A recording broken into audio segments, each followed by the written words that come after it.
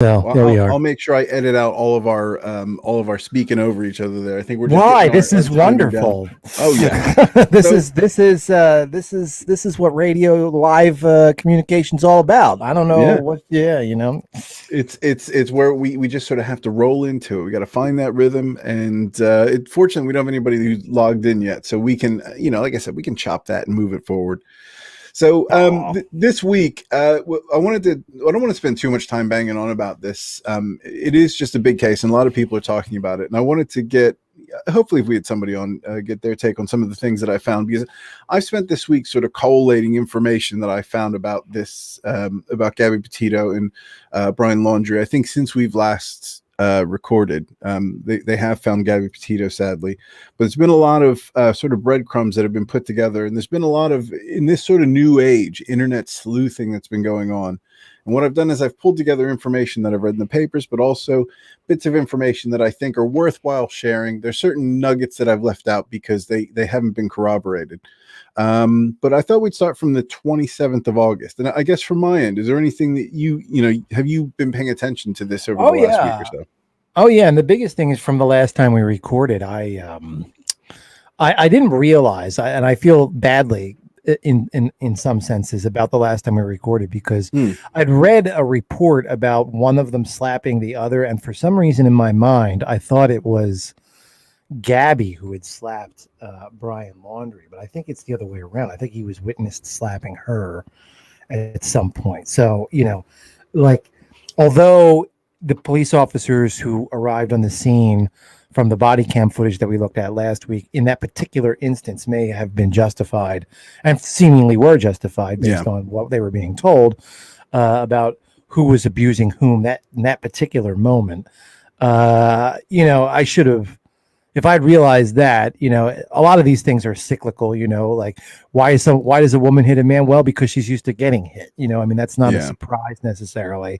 And I should have been more openly suspicious and critical of Brian Laundrie from the jump, I think. But anyway, I agree. There's a caveat to this though, because I've been contending with this same exact thing all week, because when the police arrived at this point, and this is actually a good segue because this is about 5 or 6 days before the date we're going to be picking up with, which is the 27th of August. From the police's perspective, and this is something I listened to, I heard the 911 call, and that was one instance. And I think there was more than one call, and that was the recording that's gone public, where the gentleman highlights that they saw a man slapping a woman down the street. And that was Brian Laundrie with Gabby. And I think the police had multiple reports that were a bit more contextual than, let's say, that one report in isolation. And I'm not saying that Brian wasn't abusing Gabby. I'm just saying that the police had a little bit more information than that. And they were standing there looking at Brian, he had a lot of cuts on his face and his arms. And I didn't notice, and we did have somebody comment this week that Gabby had a bruise on their face or a mark on her face that the police neglected to highlight. And I couldn't see that. And it wasn't something that was discussed. So I think when we start talking about these things that are current events, a lot of people that how can I put it, are a bit on a high horse about things that maybe people have missed. I think, it's easy to play Monday morning quarterback. It's really easy to look at things in hindsight. But I think it's really challenging for the police to be able to say, okay, Gabby's a woman, therefore, and she's small, therefore, we need to look at this as an abuse case against Gabby. I think they were doing their best to be fair in that instance, in isolation, to say, we have more, visible evidence that this person's been cut up or whatever. Now, that in the end was a mistake, but and this is why I was a bit sensitive about it the last time we recorded. I don't think the police were acting poorly in this manner. I just think it was a really awkward situation that was difficult to catch. Who would have known this would happen? Right. Well, I mean, I don't think you can hold the police accountable and try to predict the future, especially when, as I understand it, when they arrived, I mean, she was saying that he had not been assaulting her. She was asking them not to, press charges with him, nor was she indicating that he had done anything that was really rose to the level of that. I understand that is not an uncommon pattern in abuse cases where a woman who's been physically abused will still nevertheless defend the guy, ask that he not be locked up, all these kinds of things. But I think she kind of took it a step further, didn't she? Because I think she was trying to insist. No, I mean, when I say a step further, I'm sure there are women, again, I don't mean that. I need to be careful there because, yes, it's also a noted pattern that women will deny that anything happened when, in fact, it has. Yeah. But when you have somebody sitting there, she doesn't have like an obvious shiner or something that, you would say, okay, this woman is clearly lying to me because she's afraid of this man. I guess some people noticed that there was a mark on her face, but as you said, I didn't see it. And obviously we're looking at body cam footage. So you could say, well, maybe the police officer who was live and in person should have seen it, but I don't know. It's really hard to parse that. I think there's really going to be one person to blame for this in the end. I think that's going to be 100%. Yeah. And even Gabby's family said there was there's some mixed reporting on this because her friend said that their relationship was toxic. Her father, or was her stepfather, said we didn't see any red flags with Brian. I've looked at his Instagram page, his social media, and he looks like just kind of a douchebag, really. Just somebody who's going to give you shit for having bacon and really very much a eco warrior type person who would read a book rather than watch TV. And I think his Instagram page said something like I forget what it was. I'm not even going to quote it because I'm going to forget it and sound like an absolute dick.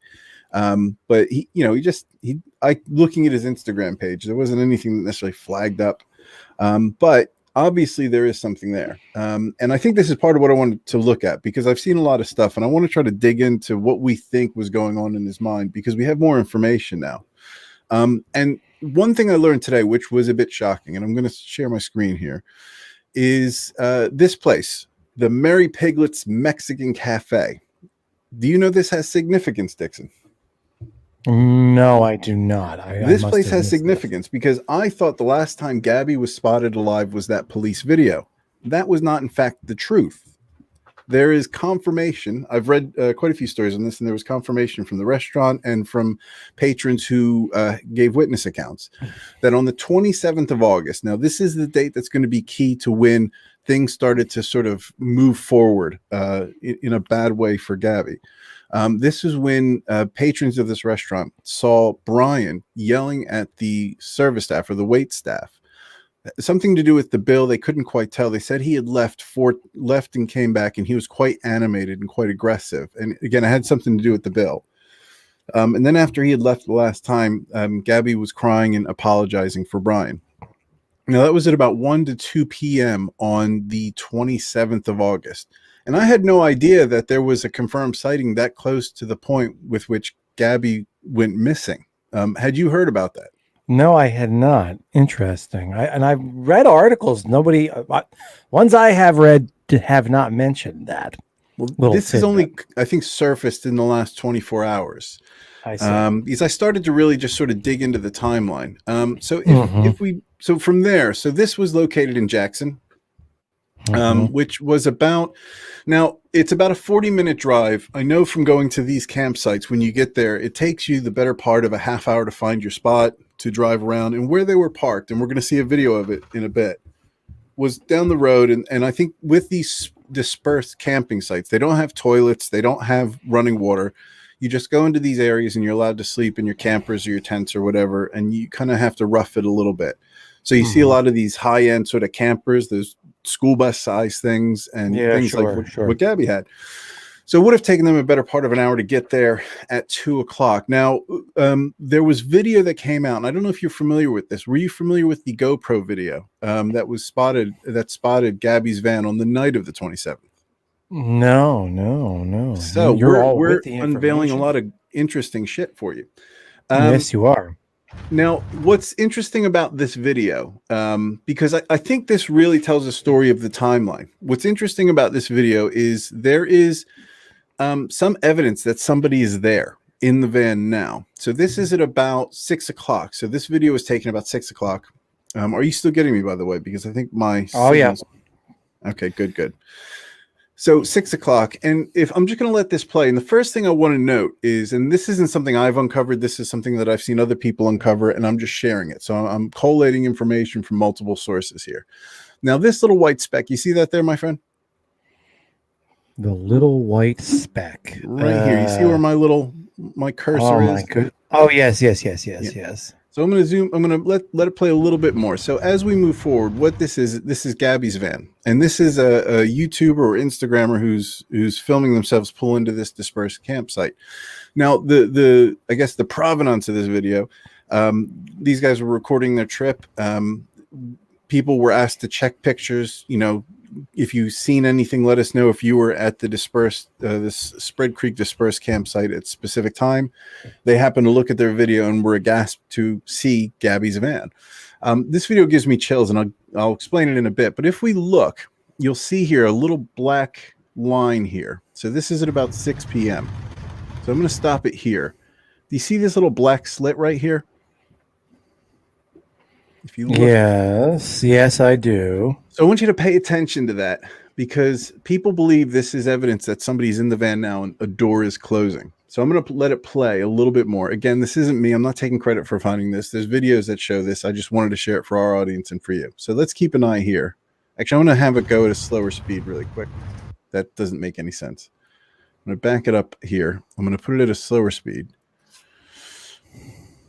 Oop, no. Oh my God, I'm such an asshole. I am such an asshole. Hey, this is a G-rated channel. We need to get some professionals working on this show. All right, let me try this again. I'm trying to slow down the speed. We do. Got 100 subscribers now. There's a higher expectation. Yeah. Okay, let's try this again. Because I got a shit computer, everything's going just that much slower. This is riveting television right here. So take a look at this little slit here. Why the f is that there? Just try to ignore that right now.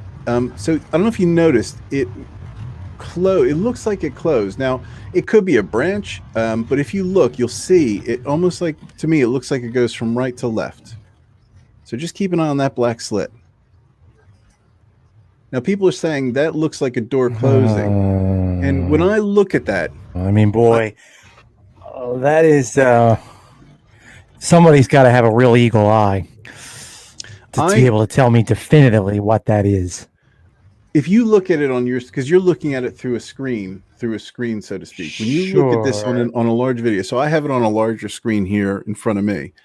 You can actually, to me, the reason I think it does look like compelling evidence that a door is shutting is because it goes from right to left. Now, again, it's not comprehensive, and there could be a branch in the way, but it's on a straight road. And there is movement that goes from this side to that side. Now, as we pull up, I'm going to have to explain to you what people have seen, because there's people that have the 4K video and have enhanced it. Now, as we pull up to the van, if we forget the door, there's evidence that there's something going on here, that there's people here. So if we pull up right here, you can barely see it. It looks like it's a book or something that's been laid off to the side there. And as we come up to the van, now I don't know if we're going to be able to see it, but right about here, if you were to enhance this spot here, and I've seen better video of it, it looks better on my screen. These are a pair of flip-flops that are sitting off to the side of the camper. Now, and we also have Gabby's hat right there. But this is, for me, somebody who goes out in my caravan, and we have sort of well, I guess it's caravan back in the States. I don't know, a camper. This tells me that this is an active campsite. So there's somebody there. And we know that they were at just 5-6 hours ago out for lunch. So they would have pulled up into this place. I think it's highly likely that there is somebody there. Now, this ties into something else, because whether they're there and having a debate or having an argument, I believe somebody's there. Now, I'd be curious. I mean, from your perspective, what are your thoughts so far? Does this have any sort of meaning to you? Well, not without more context. I mean, okay, someone's there, so what? Well, let's think about it from the perspective of timeline, because really we're just establishing timeline and where Brian is. And where so it's 6 o'clock, and either he's there and she's already dead, or they're both there and it's 6 o'clock, so she's still alive. I mean, Those are really the only two possibilities. Or Yeah. because you can't really definitively say from this video, actually, maybe she's already dead and he is in fact gone. And maybe this is just, So this a is little where bit she of was found, by the way. So she was found right out here, not far from where the right. van is. Um, Okay.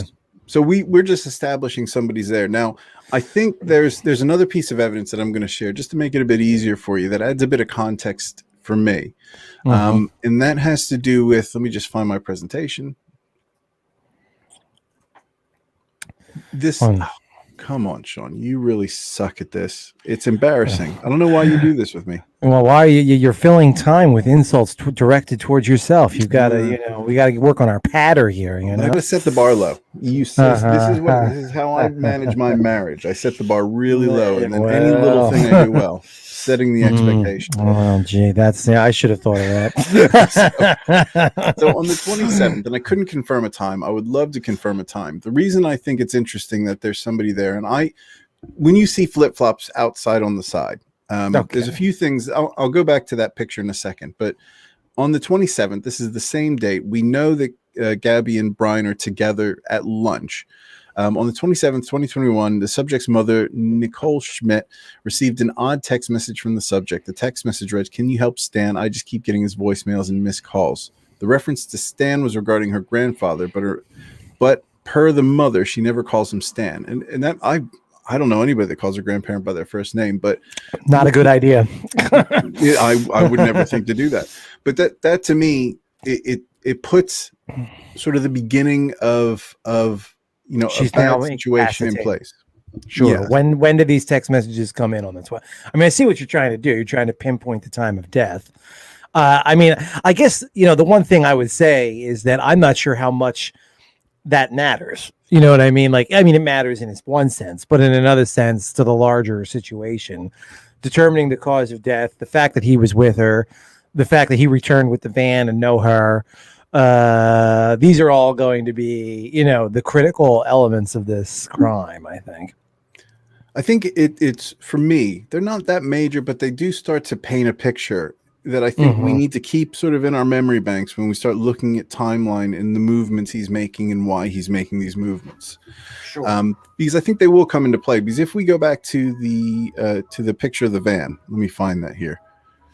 If we go back to the picture of the van, I think for me, and the time of death is it's significant, but not to a high degree. It's very significant, but I think there's just a few things that I find that are a bit sort of eerie about this. Now, I went and looked up the temperature for this time right now, and I'm familiar with this van. This is a very ubiquitous. Is that the right term? You're an English guy. Yeah.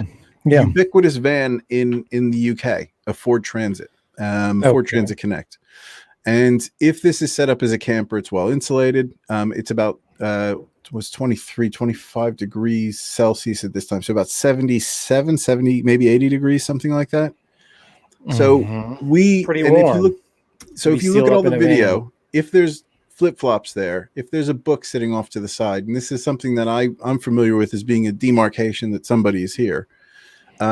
It's really fucking hot to have that thing shut, at this time. And if you look at all the videos of Gabby and Brian, or the video, sorry, I'm exaggerating, in pictures, whenever they're around the van, the door's open. So this makes me think either nobody's there, or somebody's there and the door's shut, and that's weird. Now, moving on 24 hours, we know, or 48 hours, we have another sighting of Brian 48 hours on, and that is at the Coulter Bay Village. Now, we know that, and this is about a 14.8 mile walk. We know Brian is a proficient hiker. I've done 14.8 miles. It's not that big a deal. It's a long walk, but you can do it, no problem. We find him at the Coulter Bay Village, and I think when we start to connect, and this is Miranda, who is the person who told the story about driving him. But this area she mentions in her video is where you can get showered, where you can get cleaned up. And I'm starting to try to think, what's the motivation for him going here? Now, we haven't seen any witness accounts of him getting a ride to here, which is why I was taking a look at what it would be to, let me just go back. I can't figure out why I'm not going back.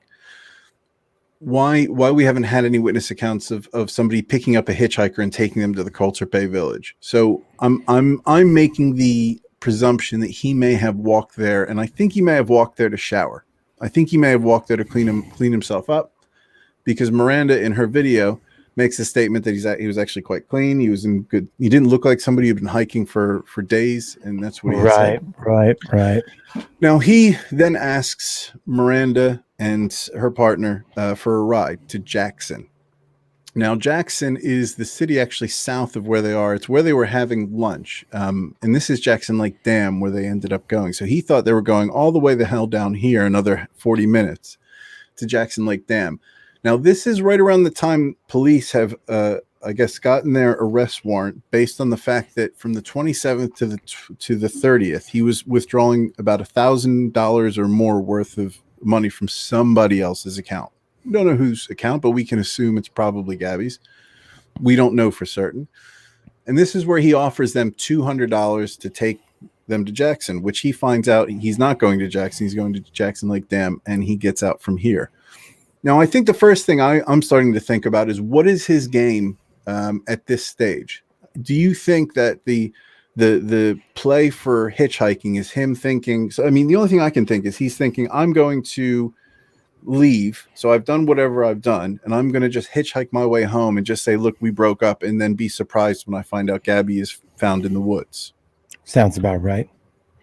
But the thing I find weird is, why does he change his mind? Because the next piece of this puzzle is he ends up getting a ride back. So there's another witness account that came out not too long ago that the FBI have spoken to this woman, who says she picked up at about 6:20 p.m., it was something like that, on the 29th, picked up Brian and drove him back to the campsite. And he said, drop me out here. There was a funny little aside in the story, which I always like these little quirks, that she picked him up and was speaking to him. She was going to a church, and the Bible that was on the dashboard, when she went around a sharp turn, fell on his lap. So that means something.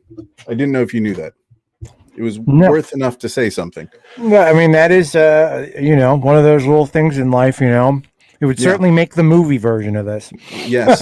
Physics had nothing to do with this. A precariously positioned Bible on a dashboard, on a hard turn. Yeah. But he gets dropped off here, and then he walks back to the car. And now he makes the decision to drive back. And the drive is a 35-hour drive. So this is the 29th, 30th. And that would put him in at about the 1st of August. So I think the big question, and this is what I've been racking in my mind, what is going on in his head? So he does something. He's aware. We can't prove that he physically murdered Gabby. We know there was a homicide. We don't know if she bumped her head a la Murder, She Wrote, and just she passed away, and he freaked out and decided he was going to put a runner, or whether he did something. They haven't released a cause of death yet, right? No, they just know it's a homicide. They know it wasn't a natural death. They know that it was a death at the cause of somebody else's hands. I just can't get my head around the change of strategy, because he makes a determination that I'm going to get money out, and I'm going to give them a lot of money to drive me to these places, and I'm going to make my way home. He very quickly changes his mind, and I'm trying to get my mind around why he would change that tact. Because if, let's say, he is deciding, I'm going to hitchhike home, and then if I find out that something happened to Gabby, I'm going to be surprised. That to me seems like somewhat plausible deniability from a legal perspective, versus going back, picking up her car and driving it back with her not in the passenger seat. I mean, I don't want to pre-make excuses for this guy, who we're not even sure is alive. Let's be honest.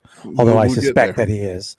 Yeah. I suspect that he is. But, I will say that, last time we talked a lot about mental health and her mental health. I'm sure if he's alive and is captured and is arrested, I would very much expect a not guilty by reason of mental defect or disease or defect. I would expect that kind of approach to this. So you think maybe he's not in his right mind, and this may be contributing to the fact that he's not thinking rationally. Well, exactly. How do you account for the unaccountable, Sean? It's that's one way of accounting for it.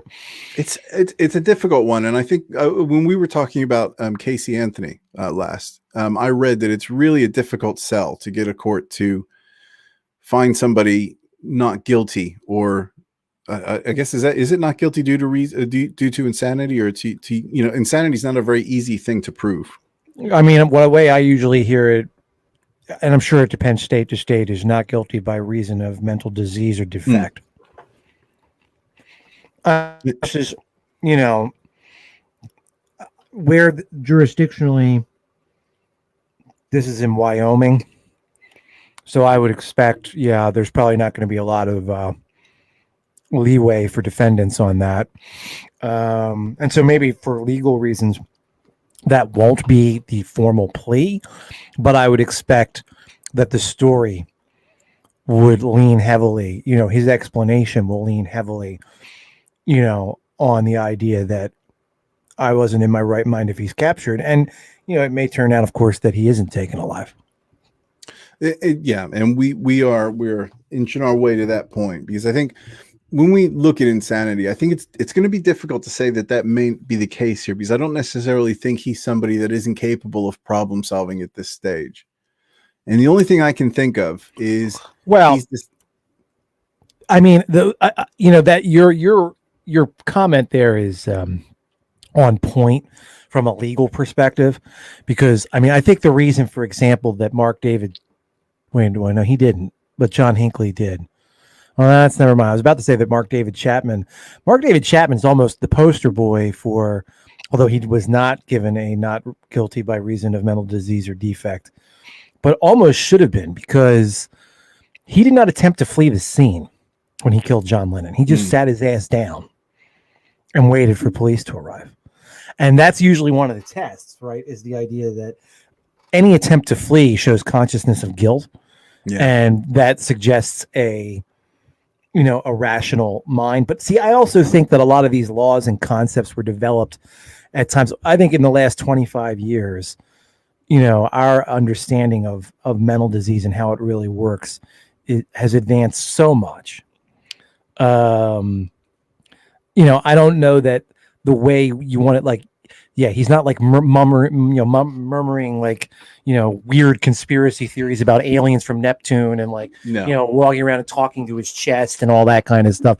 So he's, not like overtly crazy, but at the same time, and again, I'm not excusing him, but, if you're seeing very erratic, very, unhinged behavior, like what you talked about at the restaurant, what you're talking about, obviously he murdered this girl, then he starts to hitchhike, then changes his mind. Then, I mean, all of that suggests somebody to me who's having, or maybe in the throes of some kind of an episode. Again, not necessarily the kind where they're have completely lost touch with what you would call reality, but still, anyway. Well, I think it turned out to be I don't want to use wise choice, because it's such a dark thing, but I think it may have played to his favor, him going back. And I think the only thing I can think of is he realized his sort of hitchhiking back and forth wasn't going to be easy. He was going to be speaking to a lot of people. And I think he decided to go back to the van and take it with, because you wouldn't then question it. If a van was sitting there for multiple days, you would then think something was wrong. So I'm wondering if this picking up the van was him just sort of buying time, because he did send a message, I think it was on the 30th, to the effect of Yosemite bad signal. And the parents again thought that was a bit, bullshit. This doesn't sound like Gabby at all. She didn't say anything about Yosemite. And I think that to me points to somebody who is trying to buy time to either go on the run or do something to themselves to finish it off, sort of that last hurrah, that last drive home. On that drive home, he gets back on the 1st. There were reports from the neighbors that the weekend after he gets back, the weekend that Gabby's officially reported missing, which is 10 days after he's back. So he has a lot of time to sort of, think about things. And he must have spoken to his parents about what happened. Because they were ready. They'd already seen a lawyer by the time the police knocked on the door to say, hey, you've got Gabby's van. Her parents are wanting to know where Gabby is. What's the deal? And there were reports from the neighbors who said that they packed up that camper that we saw on the drive, that sort of pickup truck camper thing. I don't know if you've seen the endless numbers of images of the house of the Laundries. And they went a weekend away at about the point the police were called in. And then it was 4 days later that her parents or his parents, said, or his lawyer, I think, said to the police that he's off and run. And I think this is the biggest irony in this whole case. His parents must have had some awareness that something happened to Gabby. And there was no sympathy to, Gabby's family about her well-being. They were very much protecting their son. Yes. But the irony in all this is after they thought their son had gone without wallet and without phone, and now their son was in danger, all of a sudden it's, let's get the police involved. We're worried about our son. And that is the irony in all of this. This is the biggest irony in all of this. If this turns out as we expect, and I think at this point the outcome is in many ways pretty obvious, and that Brian is principally responsible, and it turns out he is, as you kind of alluded to earlier, just a douchebag, a self-absorbed, self-involved, I'm always right, the world should cater to me kind of person. I think you're seeing the seeds of that in the reaction of his parents. Instead of telling him immediately he had to face up to what he'd done, or offering, in a sense, like, we'll stand by you, you're our son, but you have to tell the truth kind of thing. And certainly, as you say, showing some sympathy or compassion for this young woman. They don't do anything of that, don't report anything. And then, yes, are now trying to turn it into, where's our poor boy? Which, all of a sudden we need to get the police involved. And I think it had to do with the wallet and the phone being left behind. And I think at that point they were concerned. Now, I read some interviews with a friend of Gabby and Brian's who said that he is somebody who can survive in the wilderness. Now, he's gone into a Florida nature reserve with alligators, poisonous snakes, not a lot of potable water. And I think their understanding of his abilities, I think he spent something like 6 weeks in the Appalachians, sort of roughing it. Now, I think the Appalachians, whilst it's not a forgiving land to live on, I think it's a lot more forgiving than a Florida nature reserve where there isn't water and there isn't a lot of really good food. I think you can survive more easily in the Appalachians.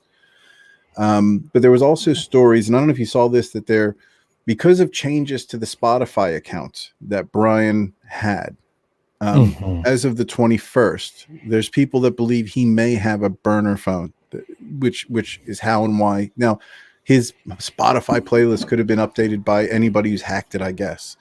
But there's people that believe that maybe he does have a burner phone. But I guess that is the question. I mean, because I think a lot of these things lead up to, is he somebody that's on the run, or is he somebody that's gone deep into this reserve and just done himself in? And I think that's the big question.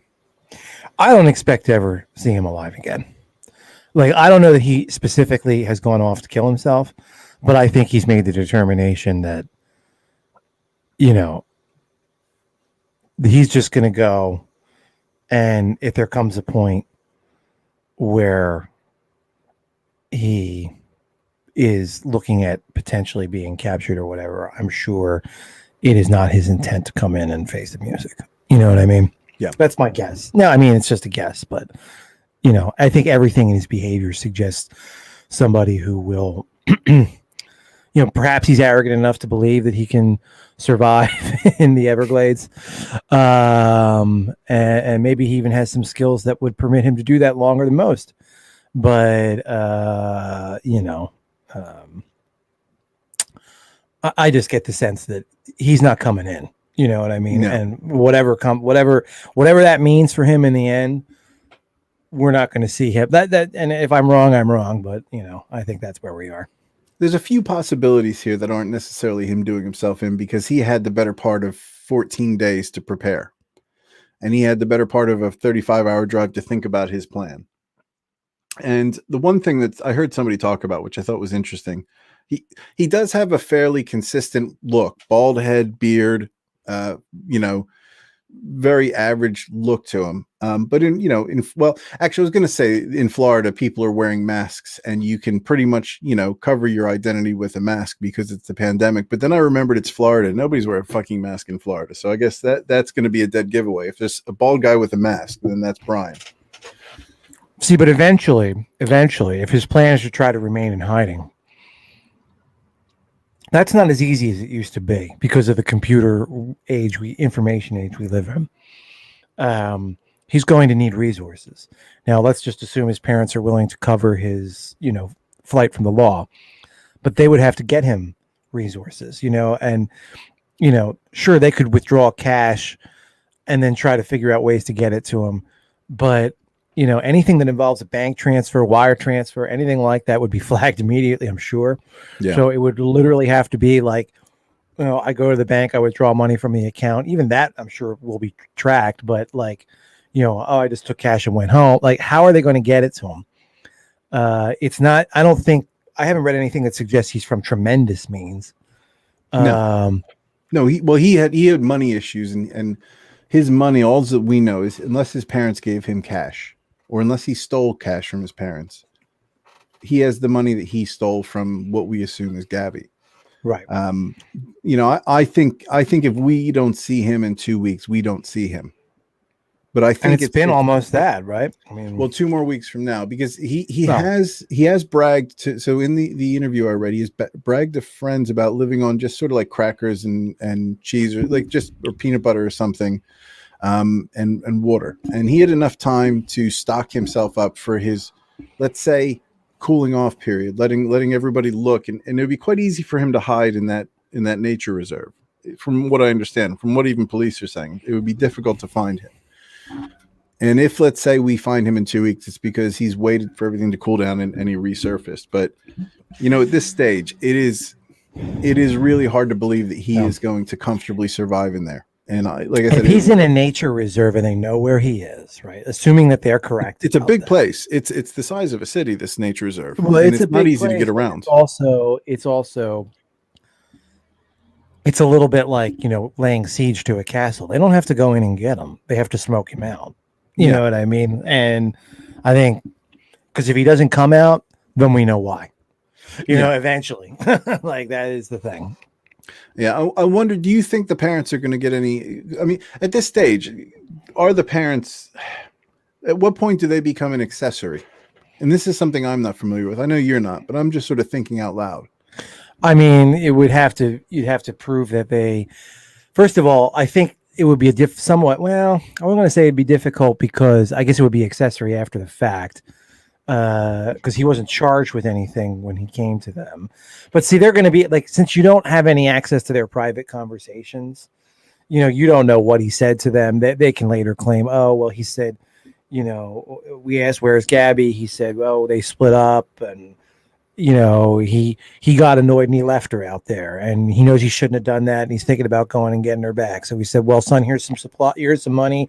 Why don't you go do that? But instead of doing that, he ran off we didn't realize what was up until it was too late. You know what I mean? Like, I can hear the BS being spun. I think that they'll have a difficult time unless that they could, now that they know he's on the lam. Like, I'm sure every one of their bank accounts has been flagged. I'm sure they're being surveilled all the time. If they try to help him now, and they do, now at that stage, it is 100% accessory. There was, by the way, we have our first comment of the month, and it's from Dingleberry QQ. Love the name. He is in a cabin in Ekalaka, Montana, and I have to be honest, I googled that, Dingleberry. Because I didn't know if you were, bullshitting me or not, that there was a place called Ekalaka, Montana, and there is. That would be impressive if he made it all the way up there without being recognized. But there was a few sightings of actually Brian outside of Ekalaka, Montana. There was a trail cam. I don't know if you saw the picture of the trail cam of what people speculated was Brian. I have not. I mean, these types of in-person sightings by people who don't know him are always, I think, of limited value. That's what I'll say. I will say it was intriguing. I'll share the. It's possible. I mean, like, listen, if there's a cabin and they know it, they should ghost around it, kick the door down, and like, either he's there or he ain't. Well, this was too far away. I think he's too recognizable in Florida. But this was. I don't think he could have gotten back to Montana. No. I think as soon as he, I mean, he could, like I said, he could wear a mask, a pandemic mask, and he can cover his identity for so long. But it's not as if he can just, somebody with a backpack that has a bald head. Maybe he's waiting for his hair to grow out. Maybe he's waiting to grow a beard and grow a big bushy head of hair and be able to walk around. But the second he pulls out of that nature reserve, if that's where he is, and I think the FBI must have some really good reason to believe that he has to be there. It's not as if they're not searching anywhere else, but there's a lot of resource. If he is using a phone to text people and they know, even if they don't have his phone or he has a burner phone or whatever, but if he's dumb enough to do that, they'll be able to figure out backtracking where the thing can't, even if they can't necessarily, find him per se, like what tower it pinged off of, all that crap. Yeah, well, if there's somebody using, a tower it's difficult because there's not going to be a lot of signal in that reserve. If he's somewhere where there's signal, then he's somewhere where he's a little bit more easy to find. And, the dogs should be able to find him quite quickly. Yeah. I would think so. I got to tell you something on a complete aside. Whenever I watch an old show about so-and-so goes missing or so-and-so's on the run and they go, and, not in the movies, I mean, like in real life, and they're documenting what happened. And they're like, well, we got the bloodhounds out. And, the dog said, like, he went this way and they never find him. And half the time that the thing that they said that he did is wrong. I don't know where people have this idea. I think that the whole dog story, I think it's actually bullshit. That's No, it's not. No, it's not. But they can smell. I don't mean that they can't smell. I mean that the idea that they can really track somebody, meh. What I find amazing, and this is what I understand dogs can do. So I understand a dog can track somebody days after they've walked a specific route. And that's something that I struggle to understand. And I think that may have something to do with skin cells still in the area. I don't know. They have it in, you get a bloodhound. They are incredible beasts. But they never find the guy. I mean, when you watch these documentaries, the dog picked up the trail and it went so far and then they lost it and it's never there. And then it turns out they were never there. I don't know. You're missing the obvious here. They wouldn't be in a documentary if the dog caught him the first day. Well, touche. I'm just saying, I am dubious of the entire dog sniffing science. I was listening to a podcast this very day, the Unsolved Mysteries podcast, actually, and they mentioned dogs. The way the guy phrases it, like, well, the dog picked up his trail but it only went so far and then they couldn't find it. I'm like, how do you know the dog picked up his trail? Did you ask the dog and the dog said, oh, that's him? Like, you know what I mean? Like, oh, that sure was William Bradford Bishop.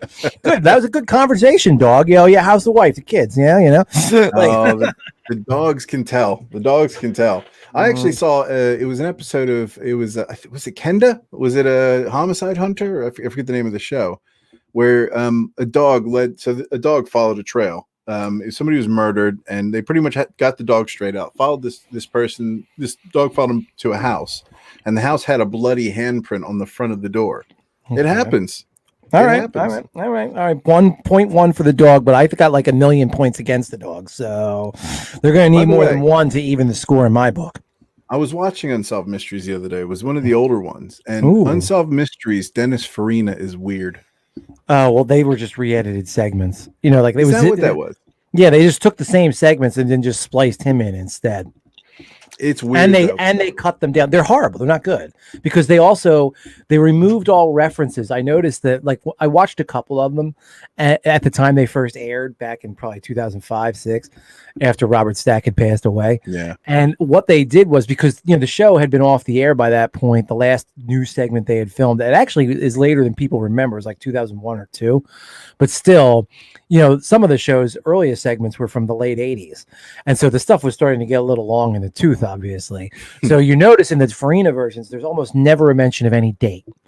They take out all the dates, and that little fake telecenter he's in front of, that's all just Oh man, what show brought that in though? Because I think this came out beforehand. It was the William Shatner hosted. Was it Rescue 911? That could be, yeah. And I remember that was a thing. That was a weird show. That was sort of in our would that have been early 90s, I think. And that was like a Thursday or Friday night show. That was a weird one. That sounds about right. Yeah. We've gone a bit off piece, but I think moving forward it'll be interesting to see how things develop. I'm like I said, I'm not confident that, anybody's going to be found. I think, man, I'd love to hear, because he's in Florida. I'd love to hear the interrogation of Brian Laundrie. I really, really hope to see him, because sunshine laws down there mean that as soon as he gets interrogated, any evidence that's going to be processed for any case is going to be, well, would he be prosecuted? No, he wouldn't be prosecuted in Florida. No, because the homicide happened in Wyoming. Yeah, he'd be extradited. Yeah.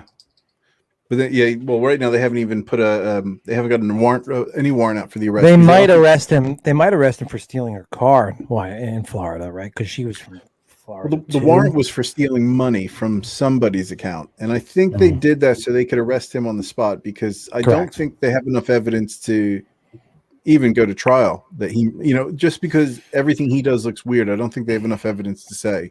Oh no! You book him. You charge him with something minor just so you can get him into custody, and then you go from there. So Ashley said, "Dog the bounty hunter just showed up at the parents' house." Are you bullshitting me? Tell me you're bullshitting me, Ashley. Did Dog the bounty hunter actually show up? Is that the dog? Is that the dog outside my house right now? What no, this is the dog. Ashley, don't make me Google it, Ashley. I'm gonna have to Google it. You see, I'm going to look like a Ponzi now because I'm Googling something that somebody's lining me up about. Well, your English slang throws me. A Ponzi? I've been in this country for too long. So let's see. Dog the bounty hunter. That's a scheme. I know about a scheme if it's a Ponzi scheme. I swear, go to Brian. Let's do this, Ashley. Let's go to Brian Enton Twitter. I'm going to share the screen here. So let's do this. Ashley, what do you? Thank you for tuning in to watch us live, Ashley. I hope we're every bit as entertaining as you hoped. I think about all the things that you could be doing, and instead you're doing this. Very sad. All right, we're gonna have a look here. Oh, come on, nothing's working out, Ashley. We're getting there. I'm not lying. Brian Enton on Twitter. I've got it. Let's see. Here we go. Can you share your screen? Is it on your screen? Well, I have it up. Let's see. Oh yeah, Dog the Bounty Hunter at the house. There it is. When was this tweeted? This was tweeted 41 minutes ago. Dog the Bounty Hunter. I don't know what that means. Are we saying that that's a dog, or is that a bounty hunter who calls himself Dog? You know who Dog? Come on. You know who Dog the Bounty Hunter is? No, I do not. You seriously don't know? Let me put a picture. Oh my God. I thought we're talking about bloodhounds here. I'm thinking it's a real dog. No. This is why Ashley is 100% correct that this is weird. So this is Dog the Bounty Hunter. Dog the Bounty Hunter had a TV show on A&E where he would go and he was a bounty hunter. He'd go and he'd find convicts and bring them in. He was based in Hawaii. He had the second greatest mullet in television history. Who had the first, according to you? That's the one. That is the one. No, who had it was I was speaking to somebody about this the other day. I just remember them saying Dog the Bounty Hunter second greatest, and I've stolen that from somebody. Who had the greatest? Nicolas Cage. Nicolas Cage. Yeah, TV. He's movies. No, in the movie though, it was these. Yeah, he was in. What was it in Con Air? He had the greatest mullet in TV history. Oh, but again, that's a movie. It's not TV. And also, there's nothing that's the greatest about Con Air. I don't care what it is. It's not the greatest. It's the greatest film ever. Let's find a Dog the Bounty Hunter clip. So I want you to tell me, Dixon, if you are the laundry. Oh, look at this. Well, I'm not going to play it. So Dog is actually rocked up. So Dog is a publicity hound, is what we are learning. Goddamn right. I'll play a little clip for you. We're not monetized. Mm-hmm. He is an alien. Another beautiful day in paradise. It's time to go to work. Isn't he so Joseph badass? Sampaio, his charges is drugs. Let's hunt that snake down. He's a maniac. See the guy? See, now, if I ever become a bounty hunter, the first thing I want to do is I want to make sure that my get up, I look the business. Because if you don't look the business, no one's going to respect you. And the white shirt there, who's that? You know him? We know he's in this area. I want him out of here. You guys get the hell out of here. We're not going nowhere. That is him, ain't it?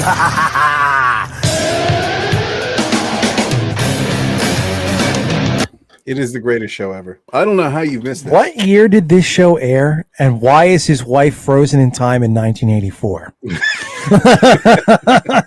It is. Let's take a look. When was this show air? Let's Dog the Bounty Hunter. I think it was. I was when I was living in the States. Oh, okay. So we are talking a few years back now. So it would have been 2012. You were living here then? Wow. How time does fly. No. Sorry. Yeah, no, wait, 2012. I was living here in 2006. I moved to the UK. So I thought this came out when I was in the States, though. Controversy. Oh, no, 2004. Yeah, so first aired 2004. Ashley, to answer your question, I am from the planet Neptune. I'm sorry to see that she passed away. Did she have cancer? I thought I actually remember seeing something about that. Beth Chapman. Yeah, throat cancer. That's a shame. That is. So Dog the Bounty Hunter rocking up. I can't imagine anything more surreal. I can't imagine how he just was able to get up to the house, because I would think that it's just a house. But in a regular street. Yeah, I know, but the press have been asked to stay back. They're not knocking on the door every 5 minutes. I would argue that he's trespassing. Yes, I mean he has no business being there. I don't think unless he's some. But no, he hasn't skipped bail, so there'd be no He had no. I can't have any possible jurisdiction or jurisdiction is not the right word, but he can't have any possible legitimate reason to be on their property. So here's what I want. In Florida, that can get you shot. That's not Dog. Wait. I'm sorry. He's white. I apologize. I forgot. He can do whatever he wants. But I'm curious I would love to be a fly on the wall of that conversation. Now he's got right now. The Laundries have the FBI looking for their fugitive son, exhausting hundreds of thousands of dollars a day, and I want to know what Dog's pitch is going to be. Like, what resource or what is he going to bring to the table here? No idea. I think he's doing. He's going to bring the mullet. Yes, he's doing it for attention. He's going to bring the mullet. The mullet. You know what though? It is. You know, it's not just sad. It's disgusting, really, because that is as exploitive of a situation as you can get. Now, granted, we're somewhat hypocritical here because we're doing a show talking about this situation, and you can make an argument that we're being somewhat exploitive of this situation. We're not getting paid for it. We just like talking about things. But to be able to rock up on the cameras, Dog is here. I mean, that's pretty disgusting, really. He made a point. I wonder where he lives right now. I bet if he's refrigerator box on Hollywood Boulevard. There, you know what? That makes sense. Hollywood in that makes Miami. Sense. That would be why he's knocking on the door. That's just disgusting. Anyway, thanks for Ashley. Thank you. That I needed to know about that. That's my most favorite piece of news that I've heard in this case so far. And I've learned something here today. Who knew that Dog the Bounty Hunter was even a thing? How did you not know? It was a show. I will say, I don't think I've actually stopped and watched intentionally anything on A&E since Law and Order went off of it, which was 15 years ago at least. Yeah. Ashley said at first it was like, oh my God, that is so funny. But then I realized how it's kind of weird, wrong and weird. I think Ashley, you and I went through the exact same sort of gamut of emotions there, where my first thought is, this is awesome. We need to look this up. And then it really registered to me how disgusting it is that this guy was like, I know what I'm going to do. There's cameras there. This is a chance for Dog. Not good. But anyway, so I think we'll see where it goes. I think I just want to know if, from my perspective, I really hope he does. He is found, but we'll see what happens. I think we're going to be moving on next week. We're going to play. We recorded already Scott Peterson episode, and if you are watching this and you want to get a little headway in front of us, we listened to the phone calls that I've forgotten her name, Amber Fry, secretly recorded, and we've seen a lot of Scott Peterson stuff And we're not going to do anything different. We like to talk about things. And yeah, other people have done it. That doesn't mean yeah. So tune in, listen to us make the same tired points that other people have made. Yeah, set the bar low. No. But I think we've taken it in a different direction. So we've clipped some of the most interesting points of the call. But I think from there, we're going to be, and to anybody who is listening, we are going to be. I'm going on vacation. I'll be traveling to, weirdly enough, to about an hour from North Point, Florida, in a week. Well, so you'll be right there. Maybe you can run up to the house too. Yes. With cameras rolling. Yeah, me and dog. You have some work to do though on the mullet. I got to tell you.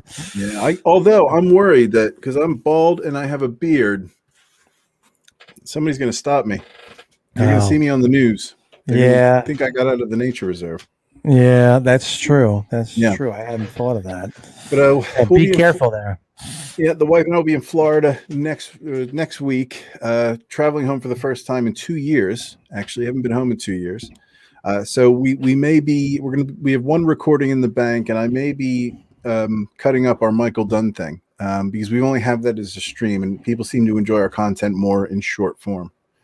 So I may rip that one. I might do a quick little short if there's anything that does happen in the news. And you're welcome to as well. If you want to record anything, send it my way.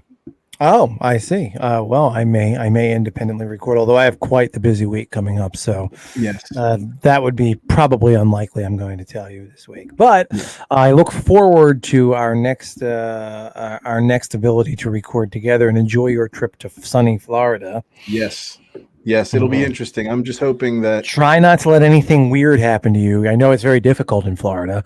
I'm worried. I am worried because we've got. I still have to pass a COVID test to fly home. We have that presidential proclamation that lets me come into the country because right now the USA has said the Brits, who as a whole have less coronavirus in their systems than Americans, can't come in unless they're American. So I passed that, but I have to pass a COVID test still.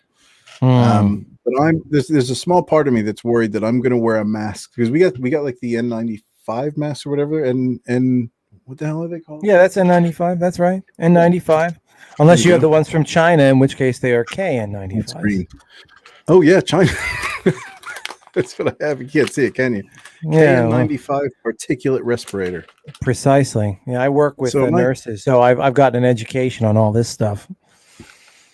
So am I not protected then? Are you telling me that I'm screwed? No, KN95 is the same thing as an N95. The K just indicates its origin. Why K for China? Your guess is as good as mine, but I assume it has something to do with some alphabet somewhere, and CH and K. I don't know. I'm worried. Yeah, made in China. It says right down there. I'm worried I'm going to get shit for wearing a mask because I don't want to get COVID and not be allowed to fly back. So I'm worried I'm going to get shit wearing a mask. I've seen all these videos back home because apparently it's a thing that if you wear a mask, there's a problem. Whereas here, no one gives a shit. You just wear a mask and you get on with your life. Listen, if you wear a mask in Florida, it's a problem. You don't wear a mask in Florida, it's a problem. You're in Florida, it's a problem. So I mean, Florida. Because I could quite happily, having lived in the United Kingdom for 16 years, I could quite happily see myself settling down in Florida. Well, I mean, the thing about Florida, of course, everybody goes there for the weather. But I'm telling you, every time you hear something weird, strange, unusual, bizarre, and especially bending towards the macabre, the awful, Florida is always somehow involved. It's an amazing place. And, and the state is so different in the way, I mean, why I say different, like it has so many different areas with different sort of vibes. There's like Palm Beach and just like, it's practically like Hollywood level money and celebrity there. And, Miami with the Ritz and the glamour. You got like the retiree sections like on the coast. Then you have the part, as my friend Steve's father used to call it, the other Florida, that's basically up in the panhandle and is very not distinguishable from Alabama. Yeah. There's just a lot going on. Yeah, well, we're looking forward to it. And I think for me, I because I've lived in this climate for so long, I think every time I'm in Florida, it's just like, it's incredible to feel warmth for once. I'm just not used to feeling warmth. When was the last time you were in Florida in July, though? I I don't think I have been. Exactly. I don't. You don't I want to don't be in mind it. Florida. Well, I was well, in. My work has me traveling. I was in Dubai in oh May. well. But that's a dry heat, as they say. That's a dry. It makes a difference. It does. It makes a big difference. Yeah. Here in if anybody watching ever goes to the United Kingdom, and I think we're on sort of the rambly part of the show before we wrap up. If anybody ever goes to the United Kingdom, if it goes above, I'm trying to think of the relative weather. The second it goes above 75 or 70, if it goes to 80 degrees, it's like heat wave, and they're telling old people to stay in.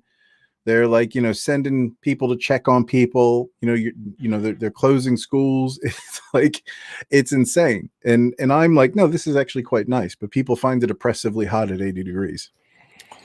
I mean, I like a good mid-70s. I'm going to say that. Now, of course, I understand that the UK isn't mid-70s all year round by any stretch. I was surprised because I understood their winters were sort of milder compared to, and like when I was there the first time, I was there for 3 weeks, and it was always like in the mid 30s, which was mid to upper 30s, which is a good January temperature. It's not warm or anything, but it's also not like oppressively cold. But then the last time I was there with Anna for our honeymoon, there were a couple of nights I remember we were walking back from this pub, and it was deep freeze time. It was so cold. So yeah, you do, but you do get that. I think when I came over here, because I do miss the snow. You rarely get the snow. I remember the first thing I thought after a couple of years was like, Charles Dickens is full of shit. Because I have not seen a white Christmas here at all, and I don't think I ever will. Oh, did Charles Dickens write that song? That's a joke. Yeah, the best jokes are the ones that I have to go, what was that? So I think next week I think we're off recording for a little while for the next 2 weeks, and then I'm not sure which date we're coming back, but we'll try to get some stuff out there. So if you are watching this still, for the love of Christ, you've sat here and listened to us talk about absolute bullshit, you should really consider just subscribing. And we do want to get to a point where we actually start asking people to call in, reading out chats, getting more people involved. And if you are watching this and you're tired of hearing multiple people talk about the current events, we do have other things planned that we're going to be talking about. But you'll see Scott Peterson, I think, next week, our first Scott Peterson episode. Excellent. Yeah. All right, everybody. Well, thank you for tuning in this week, and we'll catch up with you in a couple of weeks. Take care, everybody. Sounds good. See you then.